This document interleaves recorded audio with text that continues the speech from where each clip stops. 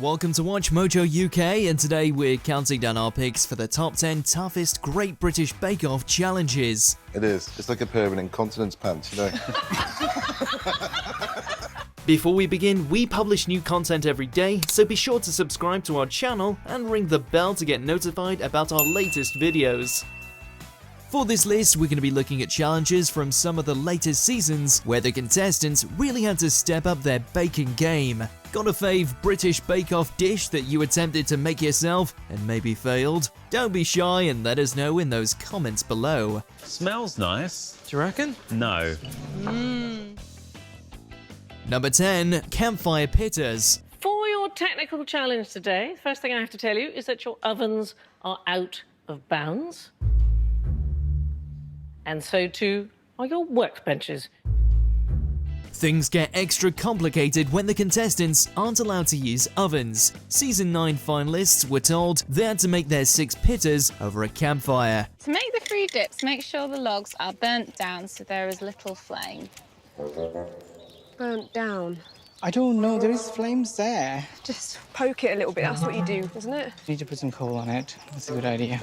A good pita bread puffs up like a balloon, but putting too much heat over the bread will destroy the yeast. It's therefore crucial to reach the right temperature, which none of the bakers were able to achieve. I need help. Am I doing it right? We can't really tell you that, Rahul. To make things extra difficult, they had to manage the fire themselves. People had a lot to say about this challenge, and it wasn't good. Is it really a baking challenge if it doesn't involve any baking?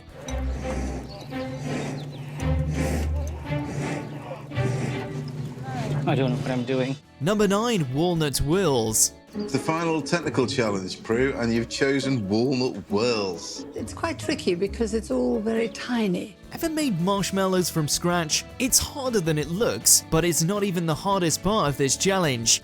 Yeah, that's not gonna work. After the contestants made the marshmallow, they had to use it to cover their walnut cake with swirls. And this is where things get messy.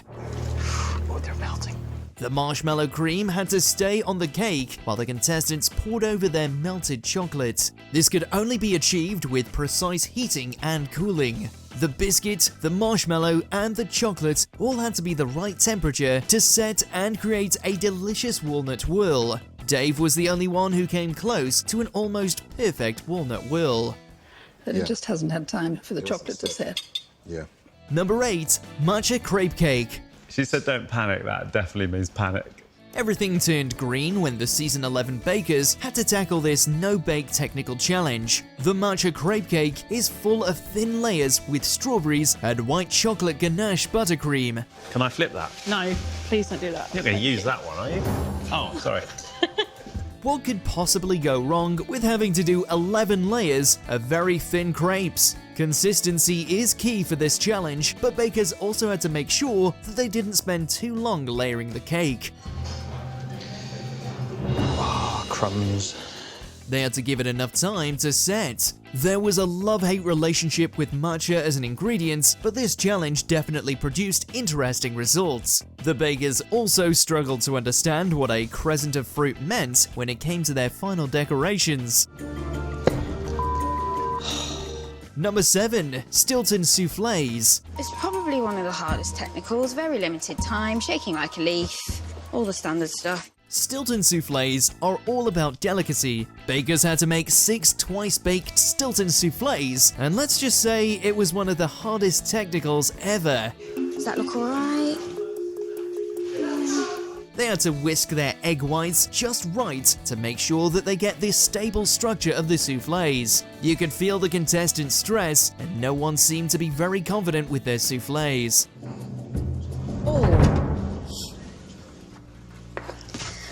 Well, watering the bain-marie was not a good idea. This is a bit embarrassing, really, isn't it? Steph's soufflés were the most unimpressive. The judges said they were like pancakes or soup. Right, Moving on to these, pancakes. soups.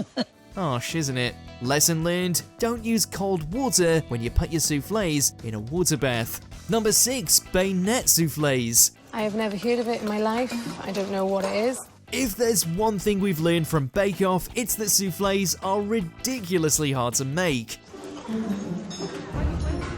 That's disgusting. Contestants had to make raspberry-filled beignets with custard, and they seem to have entered Struggle City. David's turned out to be raw, while Michael got a bit overwhelmed during the whole process. Michael, you okay? I'm freaking out. I'm finding it really hard. Making one bayonet is hard enough, but these guys had to make 18 of these bad boys. No one seemed to be particularly thrilled. Well, no one other than Helena, who got to carry the bayonet crown at the end of it all. Let's be honest, these do look very delicious when done properly though. Number 5. Gâteau Saint-Honoré. If you're confused by the name, it essentially translates to Saint Honoré's cake. I made this a long time ago and it went wrong and I never made it again. The basic component of this cake is puff pastry, which needs to be really flaky and tender. Everyone admitted that this is a complicated dish. Just not nailing this. You can tell that Season 10 contestants really stressed out during every single technical challenge because all of them were super difficult. Rosie had to remake her shoe buns and pastry and just seemed to have completely lost it. That's my third attempt at the shoe. It's still pretty slack, but whatever, we're piping this. But despite that, she managed to pull off an amazing dish and actually came out on top. Good job, Rosie. Number 4. Danish Kransekake Cornucopia Cake. I need to read the instructions to get an idea of what it's going to look like in the end, but no, it's not a clear picture in my head right now. This cake is nuts. Literally, it's made of eggs, almonds, sugar, and caramel. But what makes it difficult is its shape. It looks like a Scandinavian horn. Caramel. It's crystallized. It just never goes right for me.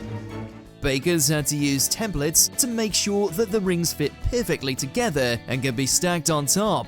They're then held together by caramel to make the classic horn shape. You know how sometimes Bake Off inspires you to make your own dishes? Horrible challenge. Worst one yet. Bet most people would pass on this one after watching this episode. No thanks. It's impressive, but is putting it together worth the stress? Let's start with this one, which is...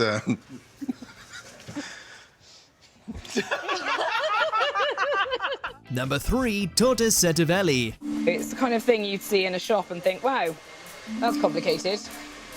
I won't bother making that. A 7-layered cake where each layer requires equal amounts of attention and precision. Yeah, the judges were right. They really were asking for the near impossible with this one. I think I'm just ready to go home.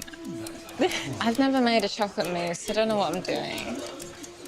This complex cage features 2 chocolate sponge layers, hazelnut bavarois, a praline base, and chocolate mousse. It was topped with a chocolate mirror glaze, which gave it a smooth, glossy finish. Something is wrong here. Mirror glaze is just too much. It's not good. It's not good. Come on. It may look pretty easy, but the bakers have proven they can't tackle this one. No one was able to make their cakes look just right, although Ruby did come very close to perfection. Meanwhile, Raoul's cake was called too rubbery to be edible. You can't eat that chocolate coating, it's too rubbery. Number 2. Flauners. None of the bakers ever heard of this one, and we don't blame them. Oh, stupid technical. This pastry has 2 unique flavors, and the contestants had to guess the ingredients of both. That's right, they were given very minimal instructions and had to rely on their palate. And they had to make 12 of these beauties. I hope it's right. I hope I interpreted it right. It's all in the hands in the oven now. This truly was the toughest challenge of any season. Many bakers managed to get close to what the flauners were supposed to taste like, but most desserts lacked the official look.